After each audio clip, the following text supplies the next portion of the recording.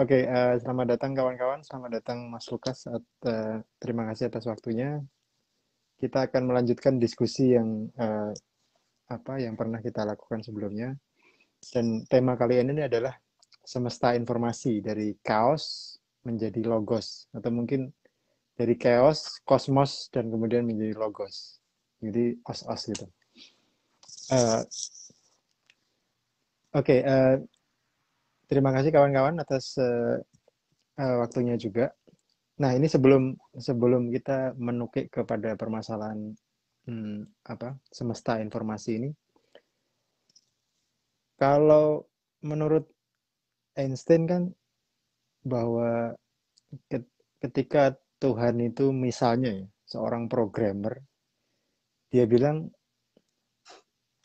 Tuhan itu tidak punya banyak pilihan karena semesta ini saking fine tuningnya, itu Tuhan itu pilihannya sedikit dalam menciptakan semesta itu.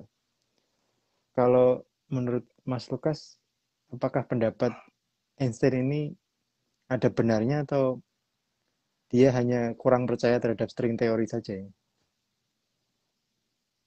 Iya, saya setuju rasanya. Walaupun detailnya saya nggak ngerti ya Einstein, tapi saya setuju. Artinya Tuhan tidak punya pilihan lain sebenarnya dari semesta ini. Memang harus begitu, semesta informasi. Ya, saya sendiri bukan karena saya jurnalis ya, bukan karena penulis atau orang yang praktisi media ya. Tuhan itu kan dalam konsep agama lebih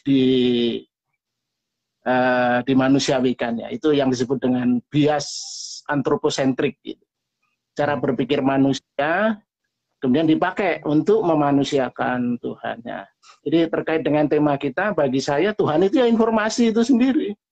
Informasi kan tidak berbentuk, informasi tidak berwujud, informasi tidak punya sifat. Hal-hal yang kemudian oleh agama dan keyakinan diantroposentrikan, Tuhan dicocok-cocokkan seperti manusia. Nah, nanti akan saya uraikan bagaimana kesimpulan saya Tuhan itu informasi. Nah, dalam kaitan ini informasi bisa juga dipahami sebagai logos ya, sebagai pengetahuan, knowledge. Nah, kalau subjudul diskusi kita ini dari chaos ke logos, lebih persisnya saya setuju dari chaos ke kosmos ke logos. Itu sejarahnya nanti evolusinya bisa ketemu nanti di akhir diskusi kita. Nah, saya ingin membagi dalam tiga level diskusi kita ya. Tentu level masa lalu, masa kini, dan masa depan. Nah, kita mulai dengan teori Einstein ya. Dari persamaan Einstein yang kemudian memunculkan teori singularitas ya. Jadi ada 3 jenis singularitas saya kira. Pertama singularitas kosmologi atau singularitas fisika. Yang kedua singularitas informasi. Dan yang ketiga singularitas kesadaran. Nah, singularitas kosmologi ini wujudnya adalah Big Bang. Sebelum Big Bang muncul, yang ada kan singularitas kosmologi. Seluruh materi energi memampat menjadi satu titik, simboliknya satu titik, yang kemudian dari satu titik itu menyebar menjadi alam semesta yang luas tak terhingga ini. Semesta tercipta. Itu singularitas kosmologi. Yang kedua, singularitas informasi, wujudnya adalah Big Bang juga, tapi Big Bang informasi, artificial intelligence Big Bang, ledakan kesadaran. Nah, yang ketiga, ketika kesadaran itu menyatu dalam satu monisme ya, satu kesatuan kesadaran yang tidak lagi memilah antara misalnya dualisme antara yang spiritual dan material, yin dan yang baik, yang buruk, cebong dan kadrun, dan sebagainya, nanti bisa saya uraikan. Nah, intinya saya terus terang cara berpikir saya ini agak terpengaruh oleh pemikiran Ray Kurzweil dalam bukunya The Singularity is Near. Dia membagi evolusi alam semesta sebagai evolusi informasi. Jadi ada enam level evolusi informasi. Nah, 6 level itu bisa dibagi menjadi 3. Pertama, kedua, ketiga, keempat, dan kelima, keenam. Yang pertama, kedua itu adalah evolusi informasi yang sifatnya chaos. Yang 3 dan 4, evolusi kosmos. Yang 5 dan 6, evolusi logos. Nah, saya jelaskan yang pertama ya, evolusi informasi level fisika kimia. Jadi itu butuh waktu 10 miliar tahun. Ketika informasi waktu itu tersimpan di dalam subpartikel atomik. Jadi setiap partikel-partikel yang menyusun atom di quark, proton, neutron, elektron, itu sudah tersimpan informasi. Tentu informasi yang paling simple, paling sederhana. Nah, dalam informasi yang tercetak atau tersimpan di semua atom itu, kemudian setelah 10 miliar tahun berinteraksi, berbenturan, berfisi, berfusi, kemudian memecah menjadi matahari, menjadi galaksi, menjadi planet, dan sebagainya, masuk level evolusi kedua, evolusi biologis. Itu butuh waktu 4 miliar tahun. Nah, setahu kita, sejauh ini, evolusi biologis itu hanya, setahu kita, saat ini, terjadi di bumi. Kita tidak melihat ada evolusi biologis di planet Mars, Jupiter, dan lain, atau galaksi lain. Kita belum tahu.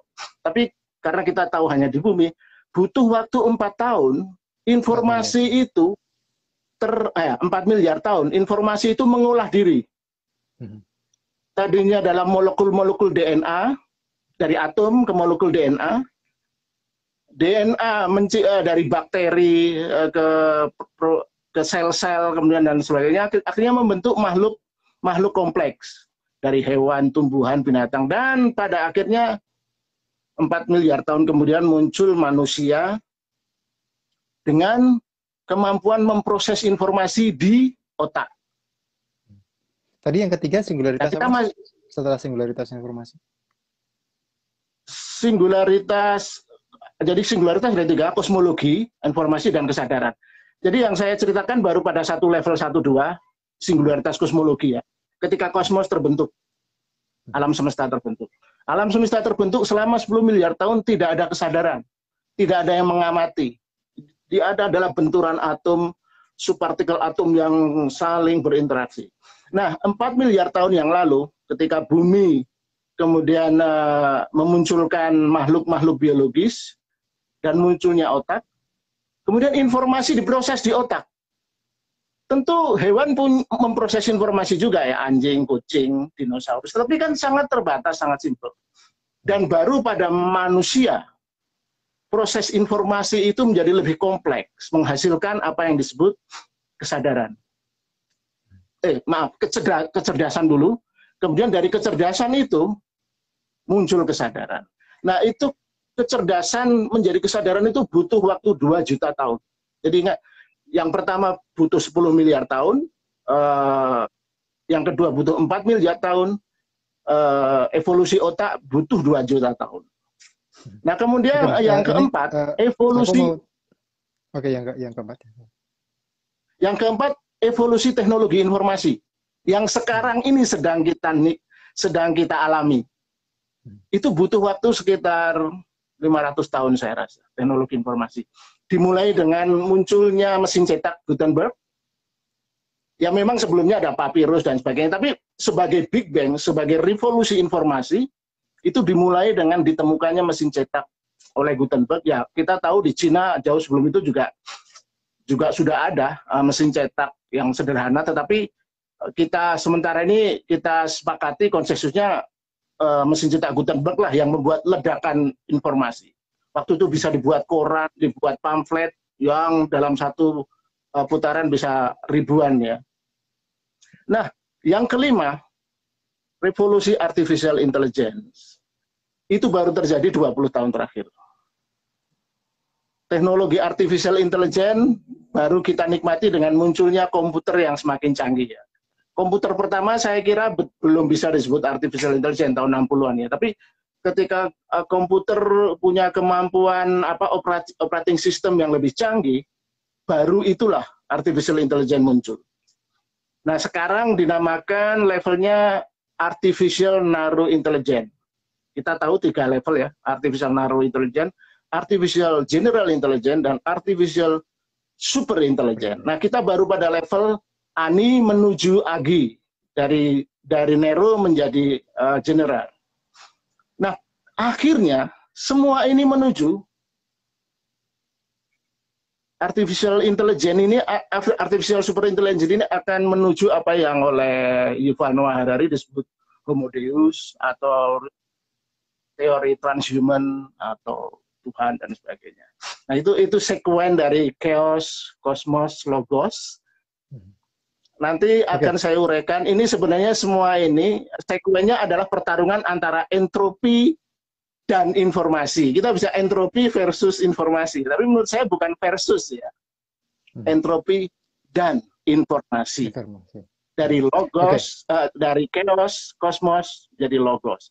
Nah, berikutnya silakan. Tapi saya akan menjelaskan sedikit tentang, nanti akan saya uraikan tentang teori informasi. Monggo kalau ada tanya. Oke. Kita kembali lagi ke awal lagi, Mas. Jadi jadi penjelasan panjangnya tadi bahwa ada singularitas kosmologi, singularitas informasi, dan kemudian singularitas ilmu. Kita kalau balik ke singularitas kosmologi tadi, Mas, ya, itu menurut Mas Lukas, kenapa harus ada sesuatu? Kenapa harus ada semesta? Kenapa tidak ada kenapa tidak lebih, karena kan pada dasarnya lebih mudah kalau tidak ada apa-apa sama sekali gitu. Kenapa harus ada sesuatu? Kenapa harus ada semesta? Menurut saya semesta ini memang, saya secara intuitif suka sekali dengan teori string ya. Walaupun secara saintifik belum terbukti secara empirik. Teori string itu akhirnya bisa menjelaskan segala pertanyaan tentang eksistensial sebenarnya. Jadi kalau kita menyebut keabadian ya, infinity, dan itu artinya apa yang ada ini juga infinity, abadi juga gitu loh. Bahwa menjadi material, kemudian decay, luruh, hilang menjadi spiritual, material, spiritual.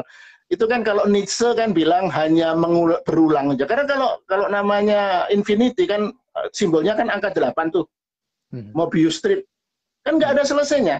Kalau kita mengikuti logika penciptaan, logika agama atau logika fisika yang bahwa ada Big Bang itu adalah awal penciptaan.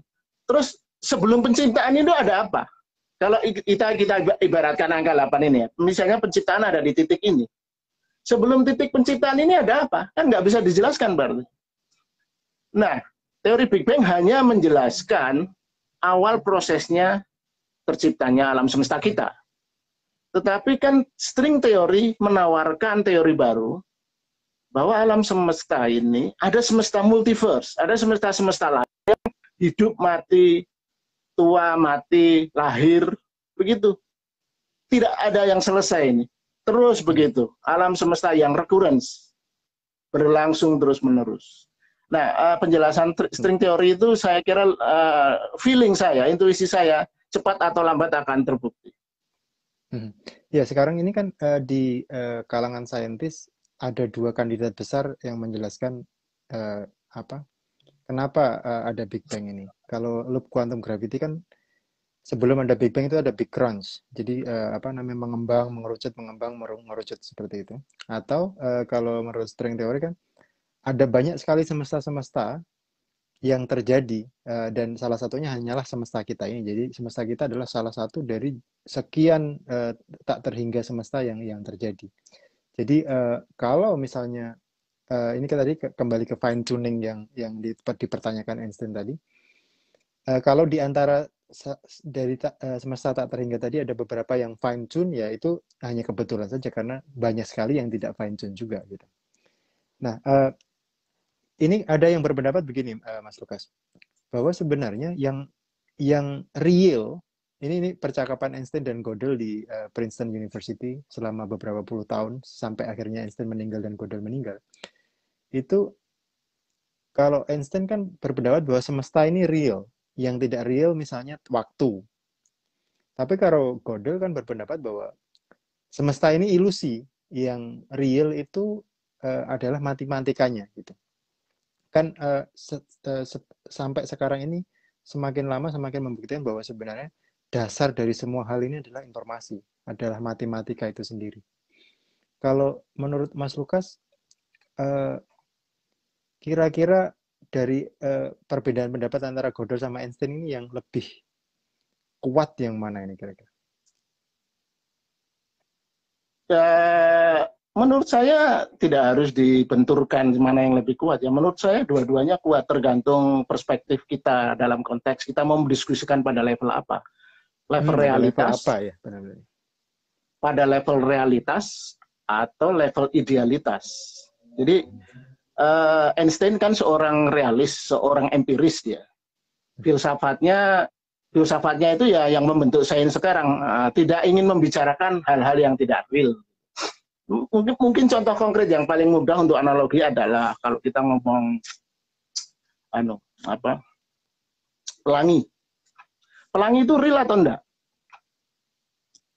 Tentu real, karena visualitas kita bisa melihat, oh ada pelangi ya. Jadi kalau ada hujan, pelangi itu terbentuk.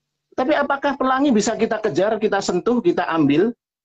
Secara fisik kan nggak ada pelangi. Itu pelangi adalah proses hukum alam ya, atom-atom, molekul gitu yang bisa menyusun itu. Tapi pelangi itu baru ada kalau ada manusia yang mengamati, ada kesadaran yang menafsirkan, ada mata yang melihat. Kalau nggak ada mata, nggak ada pelangi. Nah itu persisnya kejengkelan Einstein dengan siapa? Niels Bohr, lawan-lawannya di Copenhagen Interpretation. Masa kalau kita nggak ngelihat bulan nggak ada? Kan itu pertanyaan dia. Jadi kalau versi analogi simpelnya, kalau menurut Copenhagen Interpretation, bulan itu ada kalau kita amati. Kalau tidak kita amati, bulan tidak ada. Nah, makanya saya tidak ingin membenturkan itu, karena aliran filsafat saya monisme, bukan dualisme. Saya menganggap dua-duanya solid. Tinggal pada level mana kita mau mendiskusikan, pada level ideal, realis atau idealis. Nah, izinkan saya memasuk pada inti diskusi kita ini tentang informasi ya. Teori informasi, saya singgung sedikit ya, teori informasi dan pertanyaan Anda tentang matematika ya. Kebetulan saya baru baca buku Sylvain Jonas tentang matematika, jadi saya suka sekali buku itu. Buku seorang matematikawan, tetapi dia melihat matematika dari aspek filsafat. Nah gini, teori informasi secara skilis adalah bagaimana menggunakan matematika terapan untuk mengkuantifikasi data. Mengkuantifikasi data sebagai menjadi informasi yang dapat disimpan, diolah, dan disebarkan. Itu definisi teori informasi yang disusun oleh Claude Shannon pada tahun 1948.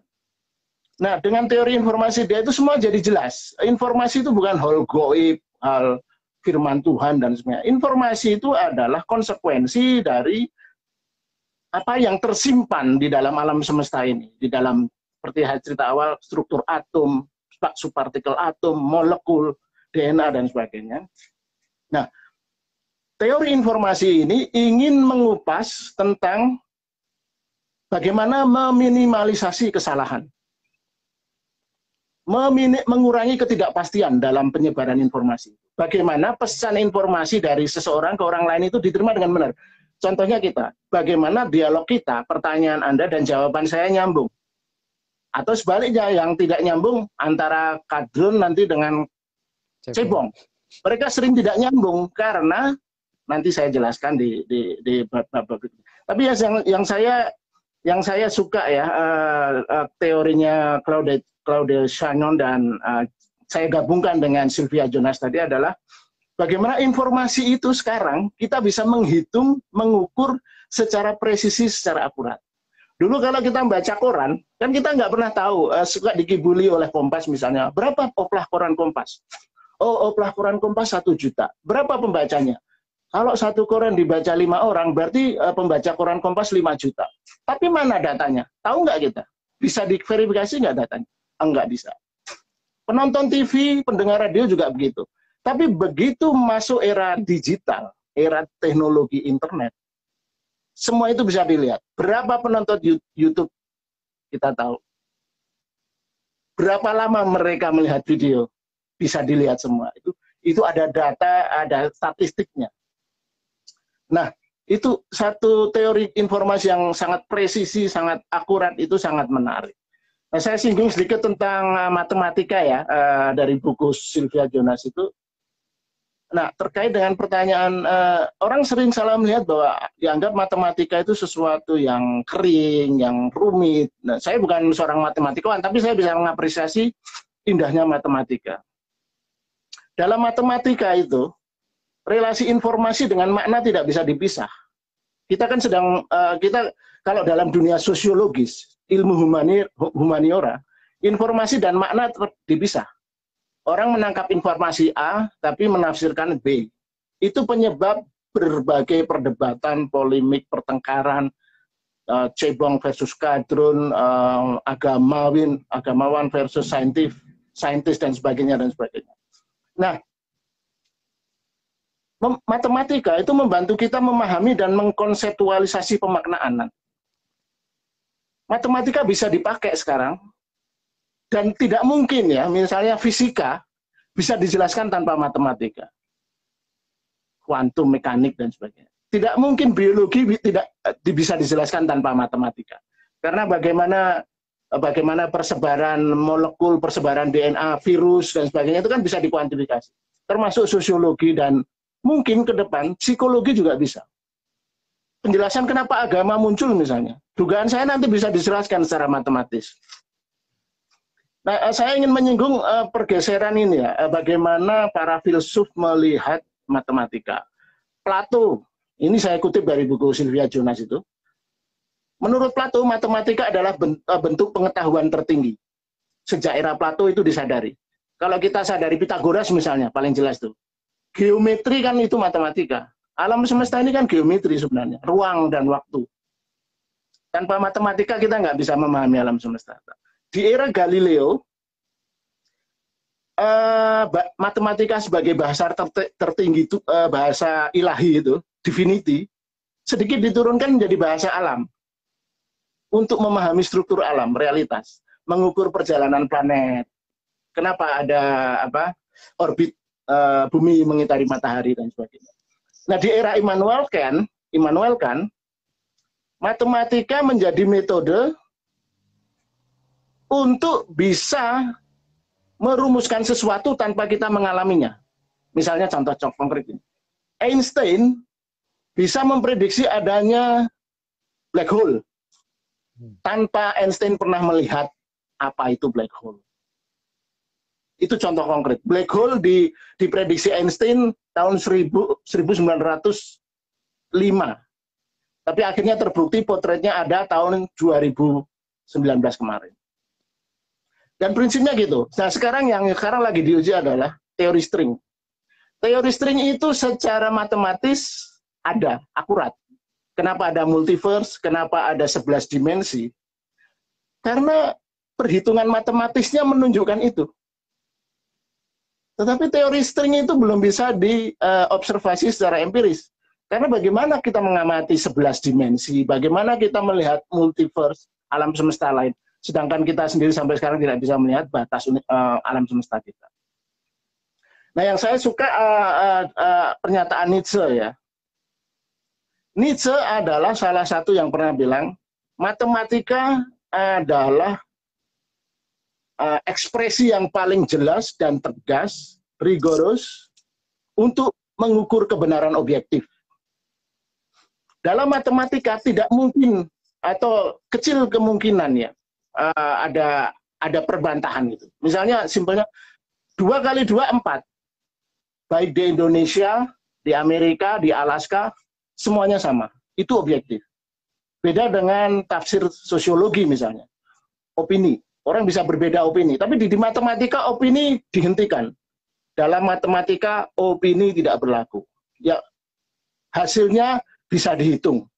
Dan orang suka tidak suka harus sepakat. Orang boleh menafsirkan, tapi produk hitungan matematis tidak bisa dimanipulasi. Nah, yang terakhir, soal matematika ini, filsuf George Cantor. Dia adalah seseorang itu filsuf, kalau nggak salah masih hidup mungkin atau baru saja meninggal. Dia yang menyebut akhirnya, seorang matematikawan dia, matematika adalah bahasa ilahi, bahasa divinity, bahasa Tuhan. Kayak saya sebagai orang panteis monis, bahasa alam semesta. Nah, itu kira-kira penjelasan kaitan matematika dan makna. Bagaimana pendapat Mas Lukas? Heidegger itu pernah bilang bahwa semesta ini sebenarnya di luar jangkauan manusia. Jadi kenapa manusia itu susah sekali mengerti tentang semesta? Itu karena manusia tidak bisa melihat semesta dari luar semesta itu sendiri. Apakah kita ini bisa suatu saat nanti bisa mengerti semesta kalau kita sudah menjadi semesta itu sendiri atau harus keluar dari semesta? Bisakah kita mengerti semesta dari dalam semesta itu sendiri? Gimana? Mestinya bisa ya. Heidegger ini kan kalau dalam dunia filsafat kan alirannya filsafat kontinental ya. Kan ada dua masa filsafat analitik dan masa filsafat kontinental. Heidegger kemudian nah bedanya saya sedikit agak lupa, tapi filsafat analitik itu dimulai tradisinya dari Kant, di mana menganalisis subjektivitas pemikiran kita. Jadi bahasa kita dan sebagainya. Dia menganalisis hal-hal kecil. Nah, kalau Heidegger itu seorang filsuf kontinental, kecenderungannya kan gaya berpikirnya sangat literasi, gitu. Sastra, filsafat yang sifatnya umum, besar gitu. Jadi, nah, saya harus bisa dimaklumi cara berpikir Heidegger saat itu karena basis mazhab kontinental itu. Tapi saya rasa cepat atau lambat manusia akan bisa memahami dan menyadari tanpa dia harus keluar atau kalau sekedar pengandaian kan sekarang sudah, misalnya teori string, teori Big Bang itu kan bisa dirumuskan dengan akurasi matematis yang bagus tanpa kita kemana-mana, kita duduk di meja bisa memahami itu kalau kita mau mengapresiasi ya. Itu kan sama sebenarnya dengan kaum agomo yang ketimbang pusing mikirin yang seperti ini, filsafat, matematika, ya udah ini semuanya Tuhan, kan selesai. Biar tidak bingung, ya udah Tuhan itu ada di luar ruang dan waktu. Tapi kan simplisistik ini kan, lah kalau di luar ruang waktu terus gimana si Tuhan itu mencatat baik buruk, ini harus masuk ke ruang dong dan ke waktu dong. Terus kapan Tuhan itu keluar ruang dan masuk waktu, keluar masuk hanya untuk mencatat miliaran perilaku manusia? Oh, dia memakai alat bantu namanya malaikat gitu kan. Tapi kan tafsir kan bisa dipahami begini, oh ternyata dengan algoritma komputer tugas Tuhan itu bisa dipahami sekarang, tidak perlu malaikat. Memakai Google misalnya, Google itu kan mencatat perilaku kita, apa yang kita lihat di situs-situs, misalnya kita jadi amoral kalau tiap hari nonton film-film XXX gitu.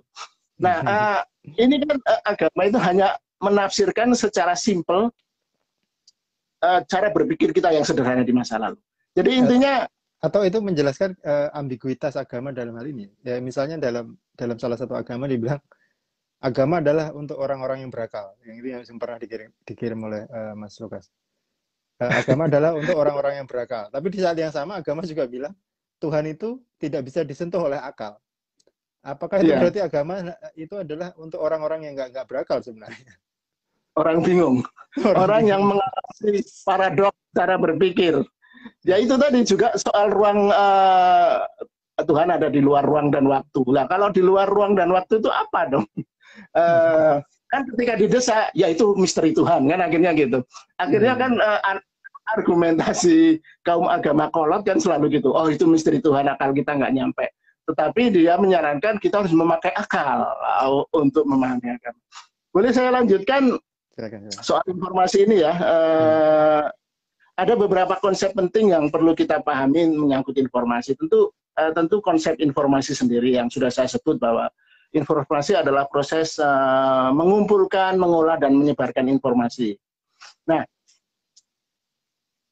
ini esensi diskusi kita ya. Saya punya teori otak-atik gatuk versi saya sendiri.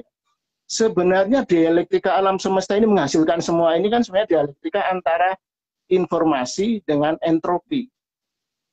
Lebih tepatnya kebalik, entropi dengan informasi. Bisa disebut entropi versus informasi. Kalau kita mau secara simplistik menganalogikan antara yang material dengan yang spiritual. Jadi entropi material, informasi spiritual. Antara yang jahat dan baik. Antara yin dan yang. Antara cebong dan kadrun dan sebagainya. Nah, kalau dalam level emosi manusia itu kan dipertentangkan, seolah berbenturan antara materialisme dan spiritualisme, antara cebong. Tapi sebenarnya di alam itu kan tidak ada permusuhan seperti itu. Ketika virus tersebar, ketika bencana alam terjadi, itu kan bukan alam sedang memusuhi manusia, ingin membunuh manusia. Tsunami terjadi setiap saat dalam miliaran tahun ini. Baru menjadi bencana kalau ada manusia yang terkena bencana itu kan. Hari ini ada gempa bumi di Alaska. Tapi karena Alaska tidak ada manusia di tempat itu kan nggak jadi bencana. Gunung meletus dan sebagainya. Nah, beruangnya berbuat maksiat. Nah, intinya adalah itu sekedar tafsir manusia, tafsir dramatik manusia. Kalau berpengaruh pada eksistensi manusia, maka itu menjadi bencana, gitu kan. Nah, entropi itu kan intinya kita kesankan sebagai kalimat simpelnya adalah disorder, kekacauan, keacakan, gitu. Ya, tapi kan proses alam semesta menjadi seperti ini kan harus dimulai dengan entropi. Dari singularitas berentropi menyebar, berdisipasi kalau dalam istilah fisika, menyebar dari satu atom, satu partikel atom memunculkan partikel lain. Dari partikel-partikel menyatu menjadi atom. Dari atom, dari satu atom bergabung menjadi elemen. Dari elemen bergabung menjadi molekul. Dari molekul menjadi sel dan sebagainya. Kan begitu. Itu kalau pakai Mandelbrot, ya, teori fraktal Mandelbrot. Kan dari hal kecil berulang fraktal, membesar. Nah, jadi entropi itu sebenarnya adalah upaya kesadaran untuk memahami dirinya sendiri. Nah, entropi itu kemudian supaya tidak out of control, ya, akan direspon dengan informasi. Informasi adalah upaya mengendalikan informasi. Informasi adalah upaya mengendalikan entropi agar entropi itu tidak menjadi kekacauan yang absolut. Kalau kekacauannya absolut, penyebarannya absolut, ya tidak ada alam semesta. Contoh paling analogi, saya pakai analogi yang simpel-simpel aja deh. Ketika kita di kolam renang, kita meneteskan seember cat. Kita tuangkan ke kolam renang itu kan. Nah, ketika cat itu tertuang di kolam renang, itulah entropi. Cat itu menyebar kan, memenuhi kesana kemari, memenuhi kolam renang. Tapi kan kita tidak tahu ada cat yang menyebar hanya di permukaan, tapi ada cat yang misalnya tenggelam di bawah, menggumpal. Nah, alam semesta gitu. Atom-atom ada yang menggumpal menjadi matahari, menjadi galaksi, tapi ada juga yang karena neutrino misalnya, subpartikel atomik yang tidak punya massa, boson gitu, dia tidak menjadi apa-apa. Karena kan di level subpartikel atom kan bisa muncul hilang dalam sekejap. Nah, entropi itu sebenarnya itu. Terus itu kalau kaitannya sama masa depan, ini kan misalnya entropi ini yang akan menyebabkan suatu saat dunia ini kiamat, either sebagai semua semesta akhirnya menjadi dingin atau menjadi big crunch, ya. Ya. Berarti kaitannya sama entropi sama informasi tadi ini berarti sebenarnya kalau entropi bisa menyebabkan kiamat, informasi ini yang menggagalkan kiamat. Bisa, iya. Bisa jadi begitu. Dalam arti beginilah, kalau kiamat itu kan tafsir manusia kan. Kalau manusia tinggal di bumi sampai 5 miliar tahun ke depan, pasti akan kiamat karena atom-atom yang di bumi kan akan decay, kiamat meluruh. lokal itu kan. Nah, tapi kan kiamat semesta ini masih triliunan tahun ke depan kan. Tapi maksudnya entropi menyebabkan kiamat yang akan terjadi triliunan tahun ke depan. Tapi sebenarnya informasi bisa menggagalkan kiamat itu. Saya rasa begitulah analogi simpelnya. Tapi dalam konteks saya kira kita masuk saja di pemikiran informasi terkait dengan informasi data yang kita punya ya. Gini, jadi informasi itu mencoba mengorganisasi, membuat yang unpredictable menjadi predictable dari gerak entropi itu tadi. Contoh kayak gini. Semakin rendah entropi, semakin sedikit informasi, semakin terorganisir, semakin mudah. Contohnya gini, kita membandingkan antara koin dengan dadu. Koin itu entropinya lebih rendah karena pilihannya hanya dua, mata uang gambar atau kalau dadu 6. Jadi secara entropi lebih kompleks. Begitu juga dengan permainan catur, permainan Go, itu jauh lebih kompleks. Jadi semakin kompleks sesuatu, itu semakin entropinya semakin tinggi. Nah, informasi adalah upaya meredam, mencoba mengorganisir keacakan entropi itu. Contoh konkret gini, dulu di era Orde Baru kan kita cuma punya satu TVRI kan. Masyarakat saat itu kan lebih Harmoko. Masyarakat saat itu kan lebih simple ya. Tidak banyak kegalauan pikir. Pokoknya asal ekonomi baik ya udahlah Soeharto sama Harmoko mau ngapain ya terserah. Kita nonton satu TV sudah bahagia waktu itu. Satu keluarga kumpul ngelihat setiap lebaran Warkop Dono, Warkop Indro kita nonton ketawa bersama-sama. Entropinya rendah karena cuma satu TVRI. Tapi begitu dunia digital begitu peraturan penyiaran dibongkar, langsung muncul 10 TV waktu itu, RCTI, SCTV dan sebagainya ketika Soeharto turun kan. Nah, entropinya menjadi tinggi. Masyarakat harus memilih nih nonton SCTV apa TVRI atau nonton apa. Kemudian itu lebih gawat lagi ketika muncul internet kan. Kita bisa mengakses jutaan, ribuan acara, stasiun TV dan sebagainya.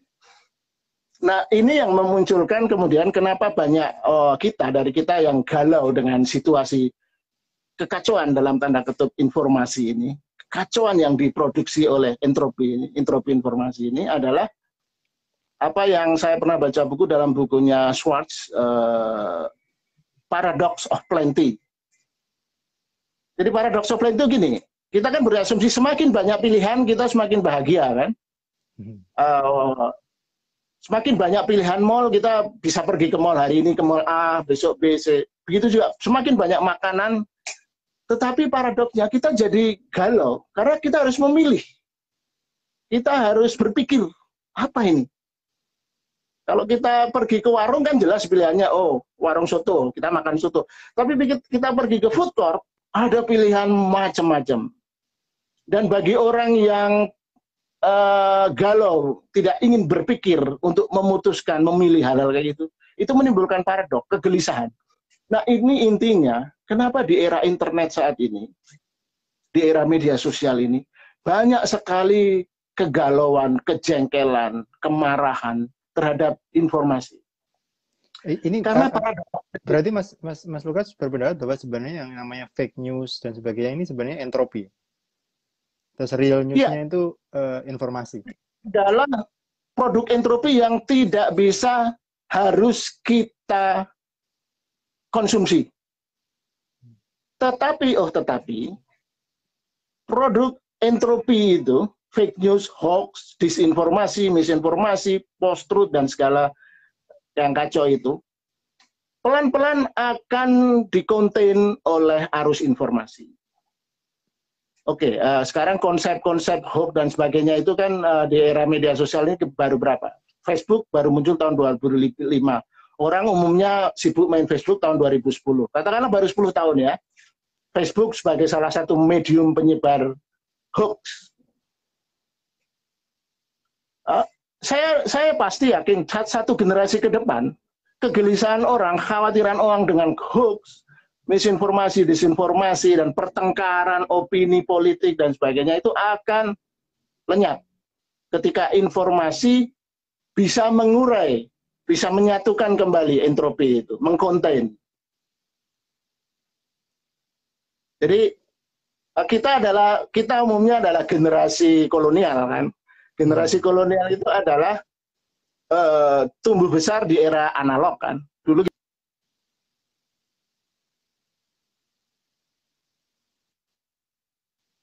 yang sekarang ini yang pasca milenial sudah tidak akan merasakan atau menikmati kontradiksi peperangan informasi ini, saya yakin, karena 20 tahun ke depan apa sih ini, orang juga sudah jenuh dan sebagainya.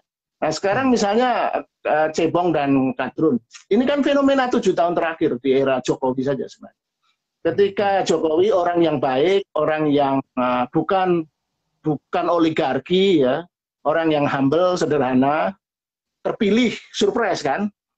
Terus banyak kaum civil society mendukung dia habis-habisan, bukan hanya mendukung, kemudian memprotek secara berlebihan. Ini amatan saya nih sebagai pengamat media.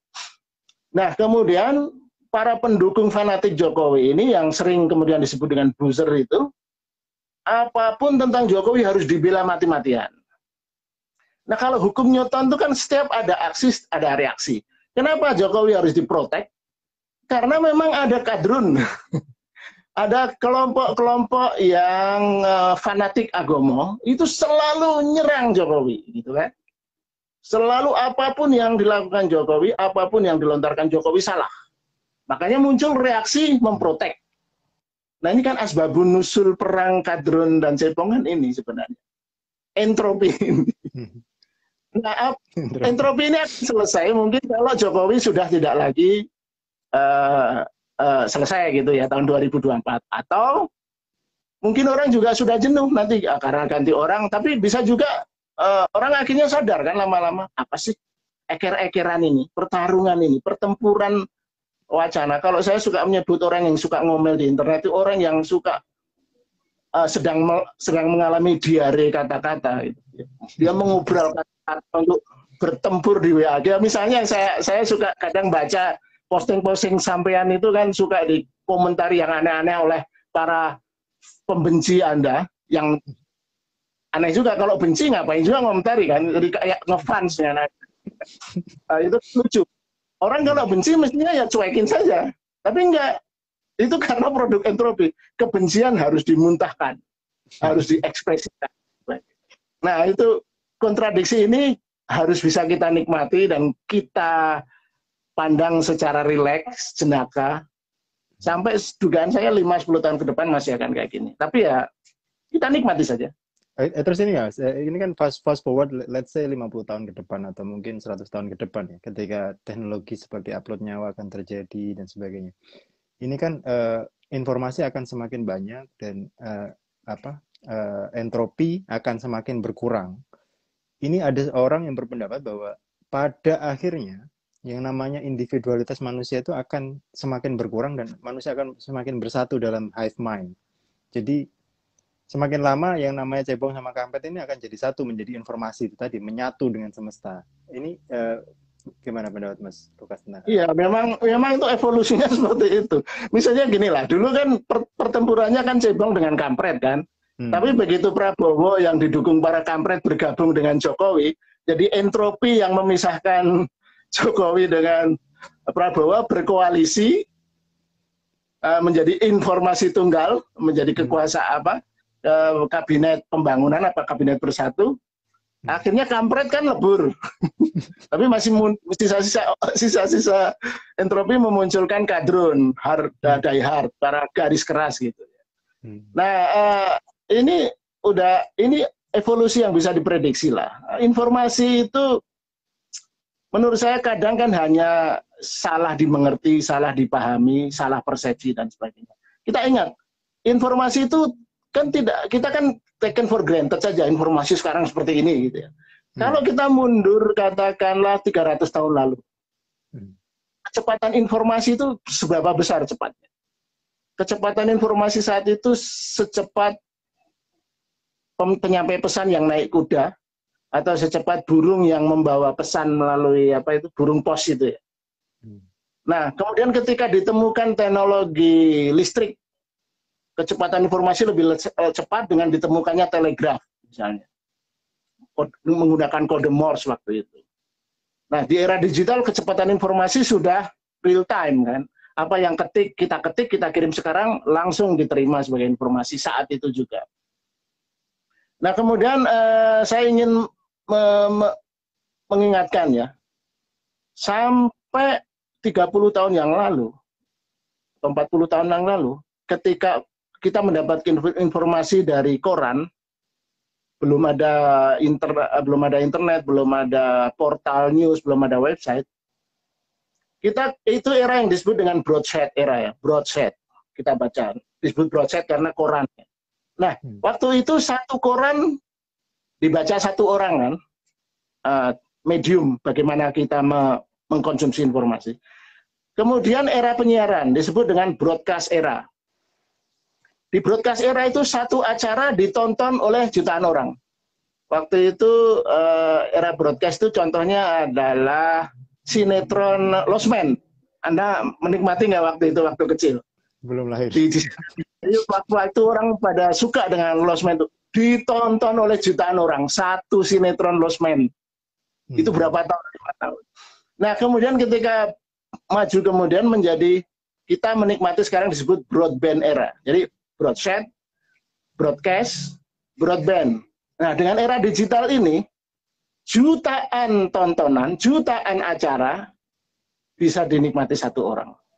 Jadi yang lebih banyak adalah produk informasinya. Satu orang bisa memilih jutaan pilihan tontonan, informasi, atau video, audio, dan sebagainya. Nah, karakternya juga demikian. Media cetak itu karakternya adalah menginformasi, informing. Pembacanya pasif. Kita bisa mau tidak mau menelan apapun yang ditulis koran itu. Kalau kita protes, maka protes kita hanya baru bisa dilayani sehari kemudian. Pada media penyiaran itu melibatkan pemirsa bisa langsung telepon. Pada TV, stasiun TV yang informasinya salah misalnya. Tapi itu tergantung TV-nya. Mau memproses nggak protes kita. Nah, di era sekarang yang disebut media cyber ya. Jadi print, media cetak, media penyiaran, media cyber. Media cyber kita posting apa, saat itu juga akan dipersoalkan atau diiyakan atau dikonfrontasi oleh dan istilah media cetak pembaca, media penyiaran pemirsa, media cyber user. Kita tidak lagi menggunakan pembaca atau pemirsa di media cyber, tapi user. Jadi ada interaksi antara yang memproduksi informasi dengan yang mengkonsumsi informasi. Prosumen. Jadi informasi bisa diproduksi siapa saja, dikonsumsi siapa saja. Ini kekacauan yang menurut saya banyak orang masih bingung dengan situasi ini. Nah, saya jurnalis atau lebih tepatnya mantan jurnalis. Sekarang kita tidak perlu komplain dengan media, tidak perlu komplain dengan Kompas, Tempo, atau Seaboard dan macam-macam. Karena kita sendiri juga punya media kan, dengan Facebook, dengan apalagi kalau kita punya portal. Jadi everybody is journalist now. Setiap orang adalah wartawan saat ini. Setiap orang yang punya akun media sosial. Nah, kalau setiap orang wartawan, berarti tidak ada lagi wartawan. Wartawan, menurut saya, secara ironi atau guyonan, itu adalah profesi yang sudah tidak ada. Everybody is journalist, so nobody is journalist. Jadi kita tidak perlu komplain. Jadi kalau ada komplain, kenapa misalnya yang saya sering baca di WAG ya, perbantahan antara cebong dan kadrun tentunya. Misalnya, kenapa sih media selalu menyebarkan hoax? Ya, menurut siapa? Kan kau yang komplain menyebarkan hoax juga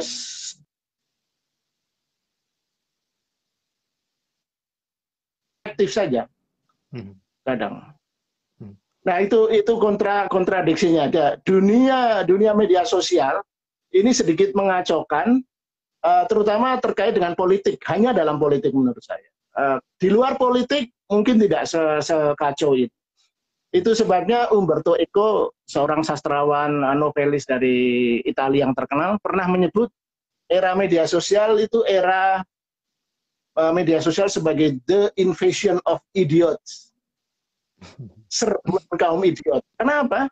Seorang tukang sate yang sekolah SD TK nggak lulus, bisa hari itu ngomentari postingan Presiden Jokowi.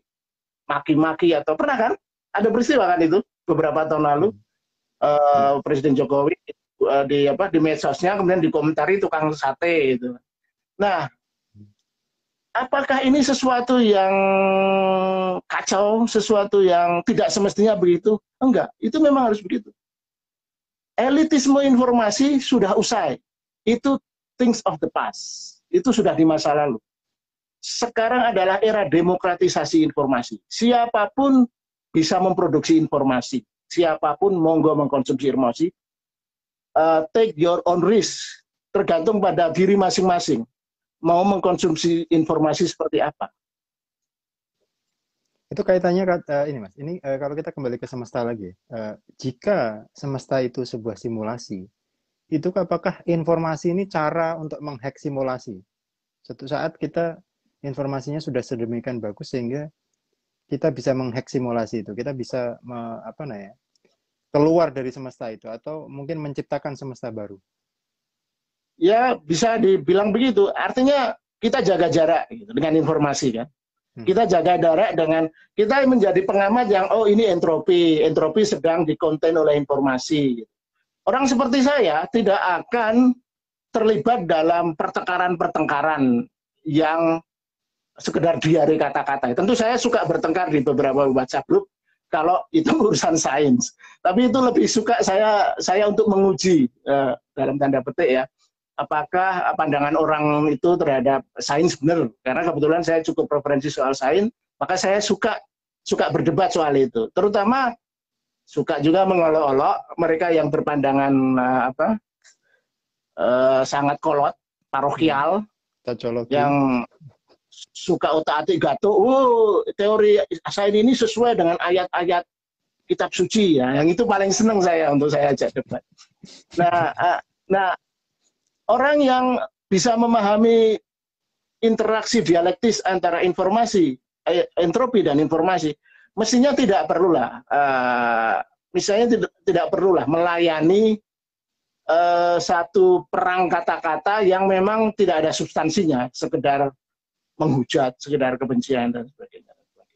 Itu apakah berarti strategi saya dalam hal bermedia sosial sebenarnya adalah yang saya serang itu seringnya adalah orang-orang yang berpengetahuan, yang dianggap berpengetahuan, misalnya berpendidikan dan sebagainya, tapi cara berpikirnya belum berpendidikan. Jadi serangan-serangan saya dalam hal agama, dalam hal sains dan sebagainya itu terutama untuk mereka, bukan kepada orang-orang yang memang belum punya informasi, orang-orang desa yang tidak punya internet dan sebagainya. Itu apakah memang strategi saya selama ini benar dalam hal bermedia sosial?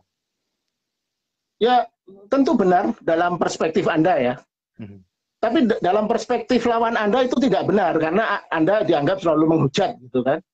Tetapi ya nggak apa-apa kan, ketika saling interaksi informasi itu kan dialektik. Anda mencoba berentropi kan itu. Kemudian orang lain, kaum kolot, kaum puritan juga ingin menyebarkan entropi mereka gitu kan. Nah, berbenturan kalau nggak ketemu. Nah, bagi yang sedikit punya level kenalaran yang cukup, ya udah kalau masing-masing punya perspektif yang berbeda kan nggak bisa didamaikan, tapi pasti adalah satu pergumulan, perbenturan atom informasi itu yang akan memunculkan sintesis ya. Ya kalau kita pakai pendekatan dialektika Hegel ya, tesis, antitesis, muncul sintesis. Sintesis itu menjadi tesis lagi, dikonter sama antitesis menjadi kan begitu terus itu. Berulang terus. Nah, politik di Indonesia ini bukan hanya di Indonesia, saya kira di Amerika juga gawat juga itu perbenturan informasi ya, penyebaran hoax, misinformasi dan disinformasi melalui teknologi digital ini medsos. Tetapi itu sebenarnya lebih pada level apa ya? Level budaya, peradaban emosi kita yang masih tertinggal jauh gitu.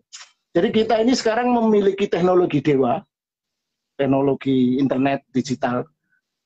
Tetapi psikologi kita, emosi kita itu masih era zaman batu. Era zaman batu ketika kita tersinggung, kita pukul dengan apa kapak batu itu ya. Itu problemnya. Jadi evolusi emosi, evolusi psikologi kita, evolusi kognisi kita memang tidak secepat evolusi teknologi. Teknologi sudah melesat, kemampuan teknologi itu sudah kayak dewa sekarang, teknologi ala dewa Zeus tetapi emosi kita masih emosi purba. Kita gampang tersinggung, gampang marah, gampang kecewa, hanya membaca kalimat yang menyinggung kita. Itu kan problem kita sebenarnya. Tapi itu memang problem hormonal kita kan. Ada orang yang bisa mengkonten itu ya, bisa sabar, tapi ada juga yang ya seperti ginilah, outrage itu ya. Orang yang lagi nyupir tapi yang nyupir itu kan masih zaman batu emosinya. Begitu dia diklakson, dia tersinggung, keluar marah-marah, outrage, ngamuk-ngamuk, ngajak berantem dan sebagainya. Itu persisnya analogi yang pas. Kita mengendarai, kita memiliki teknologi yang begitu maju, tetapi emosi kita masih terbelakang. Itu problem. Oke. Nah, dalam politik saya singgung dikit, ini adalah apa yang disebut dengan era kosmopolitan, ketika berbagai manusia dengan latar belakang kultural, agama, kebudayaannya menyatu dalam dunia komunikasi informasi, tetapi emosi kita masih terkungkung pada identitas kita, identitas agama, identitas etnik, dan sebagainya. Perbenturannya kan ada di sana, kontradiksinya. Ya. Oke, ini pertanyaan terakhir saya sebelum Mas Lukas menyimpulkan diskusi ini. Ini kan kaitannya sama informasi ini kan, kalau kita menyinggung tentang makna kehidupan atau makna semesta ini, apakah sebenarnya semesta ini sebenarnya tidak ada maknanya ya? Ya makna sebenarnya ya informasi ini. Jadi sebanyak-banyaknya informasi yang kita dapatkan atau yang kita pelajari atau yang kita ingin pelajari, itulah sebenarnya makna kehidupan ini. Misalnya, kehidupan itu kalau dilihat dari semesta dari sejak awal Big Bang sampai sekarang, memang tidak ada makna tersendiri gitu. Menurut pendapat Mas Lukas gimana? Ya, makna itu kan satu emergen ya, sesuatu yang muncul belakangan gitu. 13 miliar tahun eksistensi alam semesta itu nggak ada makna. Batu kan tidak memaknai dirinya sendiri, batu is batu, kan? Burung is burung, angin is angin ya. Angin tidak memaknai, saya ingin mengalir dengan sepoi-sepoi hari ini, besok saya ingin ngamuk. Angin kan tidak begitu. Nah, makna itu sesuatu yang kita rumuskan. Kita ingin memaknai apa? Makna itu muncul karena ada informasi itu. Orang yang terkena virus, keluarga orang yang terkena virus kemudian meninggal, dia akan memaknai macam-macam kan. Kalau yang beragama secara kolot, wah ini cobaan Tuhan, ini takdir Tuhan. Untuk menghibur diri kan begitu. Dia memaknainya sebagai sesuatu yang ya memang begitu karena takdir Tuhan. Tapi orang yang berpikir sedikit saintifik, memaknainya kan beda. Dia akan bertekad, harus melawan infeksi virus ini dengan cara prokes dan sebagainya. Itu kan memaknainya kan seperti itu. Bagaimana kita menyerap informasi, kemudian menafsirkannya dan memaknainya. Jadi makna itu tergantung kita. Jadi tidak ada makna tunggal, tidak ada makna universal. Makna itu sebanyak manusia yang ada di alam semesta ini. Jika ada 7 miliar manusia, ya ada 7 miliar makna. Atau kalau mau dimudah bagi yang kaum agamais ya makna sesuai agamanya kan gitu. Tapi kan agama sendiri banyak jenisnya, cara memaknainya. Oke, silakan disimpulkan Mas pembicaraan kita ini. Nah, setelah kita panjang lebar ngomong dari singularitas kosmologi, singularitas informasi dan singularitas kesadaran, pada akhirnya ya saya tidak mencoba merumuskan makna ya, tapi menafsirkan. Kalau saya lebih cocok Menyimpulkan menafsirkan pembicaraan kita. itu apa?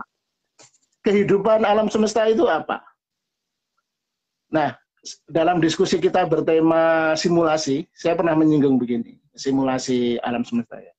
Saya masih jadi saya masih berpegang pada teori saya. Ada dua alternatif penafsiran bagaimana kita menafsirkan kehidupan alam semesta ini. Satu, evolusi. Dua, simulasi. Nah, kalau dunia ini satu simulasi, sesuatu yang sudah diprogram, yang memprogram itu katakanlah apa yang oleh agama disebut Tuhan, ya makanya artinya ya semuanya itu terjadi dalam program simulasi Tuhan itu. Dari atom munculnya manusia, itu tidak lain adalah tontonan simulasi Tuhan. Tapi kan kalau kita sebut Tuhan menonton simulasi yang dia ciptakan, kalau pakai teorinya Nick Bostrom, ya kan entitas cerdas yang menciptakan ini. Nah yang kedua, kalau evolusi, ini agak panteis saya ya. Ya ini proses yang sedang kita perjuangkan bersama. Proses informasi yang sedang berjuang untuk menyadari eksistensinya. Alam semesta yang sedang berjuang untuk memahami, menafsirkan dan sebagainya. Tadi, dari satu yang tidak sadar di era kosmologi, singularitas atom, Big Bang dan sebagainya. Kemudian akhirnya muncul manusia dengan teknologi informasinya dan sebagainya. Nah, apakah kita itu sesuatu yang sudah diprogram?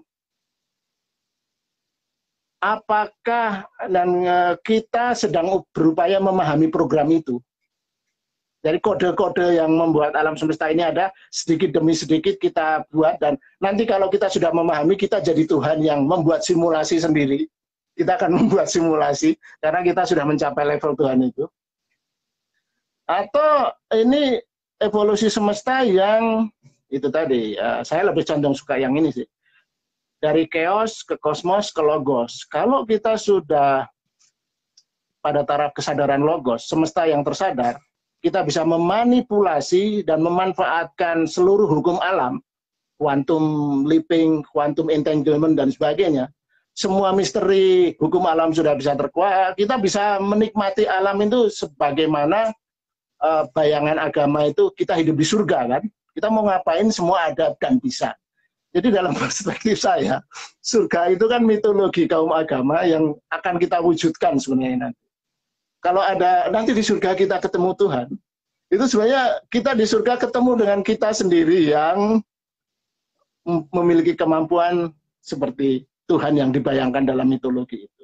Jadi ini evolusi kosmik informasi untuk menjadi Tuhan sebenarnya, Homo Deus. Oke, menarik sekali itu.